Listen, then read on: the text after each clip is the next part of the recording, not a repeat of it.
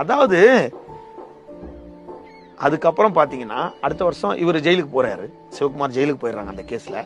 ஜெயில போயிட்டு அப்ப இவங்க எல்லாம் முடிச்சிட்டு வெளியே வராங்க. வெளியே வரதுக்குள்ள வீரமணி என்கவுண்டர் ஆயிடுறாரு. எல்லாருக்கும் இல்லாத சிவகுமாருக்கு ஒரு சிறப்பு என்னன்னா, நீங்க எந்த ரவுடிக்கும் பசங்க கிடையாது. நீங்க பிரபல ரவுடி எல்லாம் பாத்துக்கீங்க, நிறைய ரவுடி என் பேரை நிறைய பேரை போன் பண்ணி என் பேரெல்லாம் சொல்லாதெல்லாம் சொன்னாங்க. ஏன் என் பேரையே சொல்லிக்கிட்டு இருக்க அப்படின்னு என்கிட்ட சொன்னாங்க. ஒருத்தர் சொந்த ஊருக்குள்ள கூட வர முடியாது. நீங்க சிவகுமார் எப்ப போனாலும் வீட்டுக்கிட்டே தான் இருப்பான்.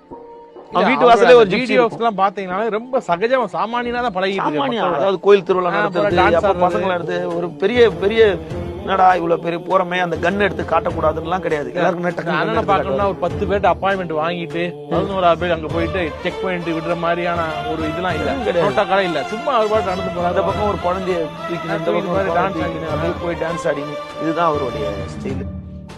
என்ன பண்றாரு?